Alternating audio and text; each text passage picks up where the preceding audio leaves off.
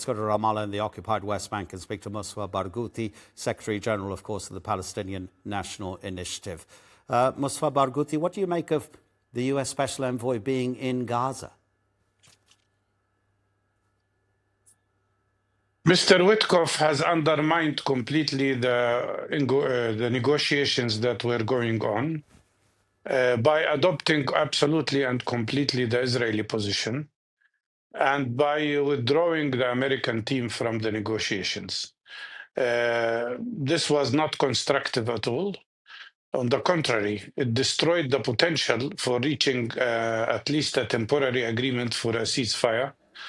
And now, instead of responding to all UN agencies and humanitarian organizations and many countries of the world, the vast majority of stopping this terrible so-called Gaza Humanitarian Foundation work, which has become nothing but centers of death traps for Palestinians. 1,500 Palestinians have already been killed while they were trying to get aid from these centers.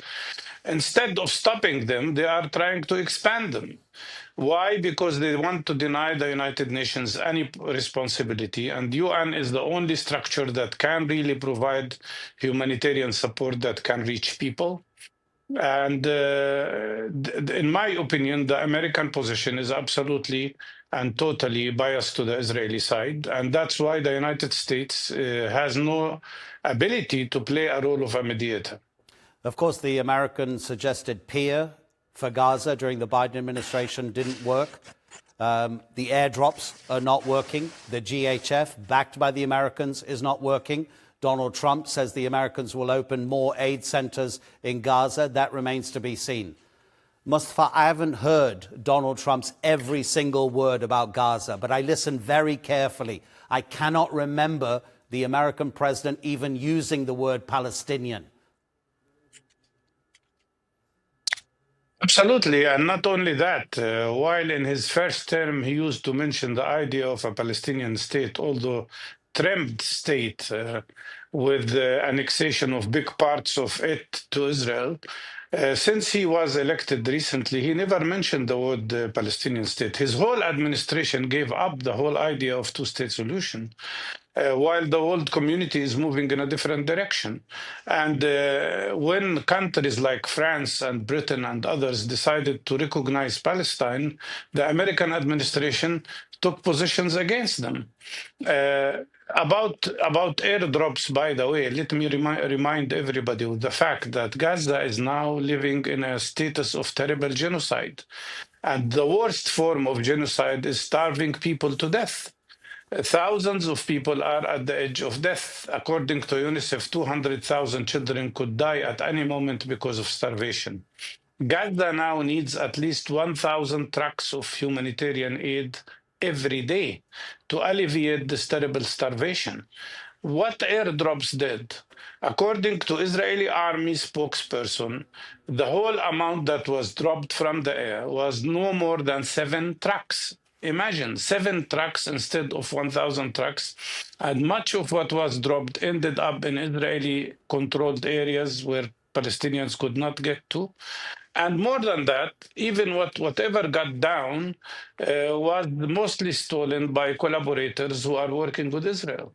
So in reality, what we see here is purposeful effort to put Palestinians in impossible conditions to force them out of Gaza, to conduct the ethnic cleansing that both Netanyahu keeps speaking about and that Trump mentioned a few months ago and never negated it. So in reality, this is a terrible genocide. This is a terrible act of collective punishment, including starving people. This is a violation of every international law, a violation of every international humanitarian law. And what is required really to force Israel to stop this whole thing is to impose sanctions on Israel. Israel will not listen to anything or to anybody unless it feels that the cost of its behavior will be high enough to force it to change. How much do you think it damages the prospects for peace, whether that be for Gaza and its war right now or for the occupied West Bank and Palestine as a whole, the fact that the Americans have now placed sanctions on officials from the Palestine Liberation Organization and the Palestinian Authority. You, Mustafa, said that you believe the Americans are biased towards Israel. The Chinese government has almost said the same thing about an hour and a half ago regarding those bans, saying that the Americans are not being fair to both sides. No, the Americans are fair to one side, which is to Israel. They are not fair to Palestinians. And as a matter of fact, instead of the American administration imposing sanctions on the aggressor, on the criminal, which is Netanyahu and his government, on the fascist groups, the group that is running Israel now, and punishing them for the war crimes they are committing, instead of that, they are punishing the victims, the Palestinians, and denying the PLO and authority leaders even the right to have access to visas to the United States. That act by itself is an act of revenge. Revenge from what? From the fact that the world community is re-emphasizing the need for peace by saying that Palestinians should have a state of their own. And in reality, how can we have peace when Israel is trying to occupy every inch of Gaza? It's trying to annex every inch of Gaza and is trying to conduct ethnic cleansing of the Palestinians in Gaza. And at the same time, it is already conducting internal ethnic cleansing against Palestinian communities in the West Bank, allowing settlers, gangs of settler terrorists to attack Palestinian communities, kill people.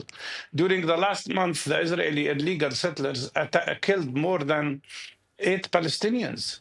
And it goes on. In reality, this is not a road to peace. This is a road to only one thing, which is domination, annexation, occupation, apartheid, and eventually an Israeli purposeful and declared, it's not hidden, declared intention of annihilation of the whole Palestinian population. Peace cannot be built this way. The only way for peace to prevail there is to admit that Palestinians have equal rights to other human beings wherever they are. Mustafa Barghouti, thank you so much indeed.